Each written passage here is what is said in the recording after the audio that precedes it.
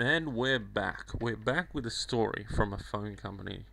Now, I got an email not so long ago from a woman who said that her phone company have tried to pay her out because of this certain situation they put her in. Now, let me explain the situation she's in.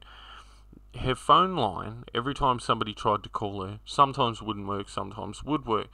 But the one thing that she did notice is that every time it did work, the dog would start barking beforehand, and that's really, really weird and really, really rare for that to have occurred because, unless the dog's psychic, it's not going to know how to do it.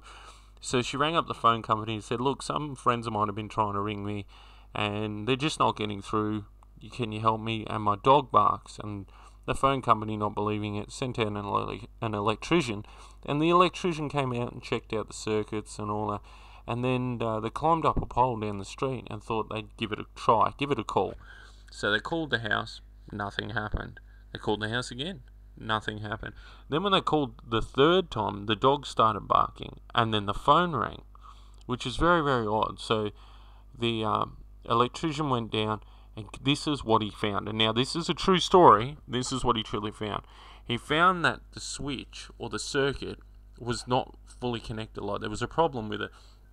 So what it needed to do is it needed the circuit to be completed by earthing it. That means the circuit altogether had to touch the ground virtually. And so what happened was these circuits allow two lines to send signals without interference, but because it was broken, because it wasn't earthing, it wasn't working.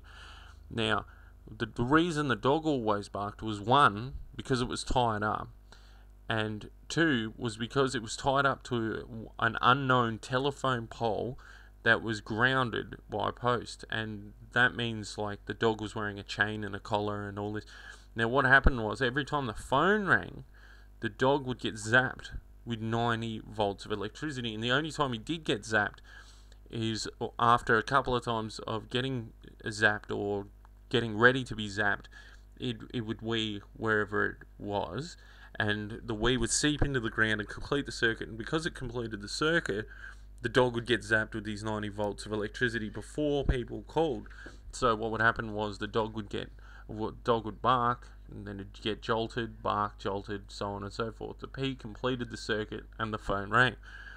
So have you ever had a story like this? Have you ever had a problem with your phone company, or any type of problem revolving around your phone company? I know I have. I've had a few problems with phone companies. The problem that I have with phone companies is they just don't listen.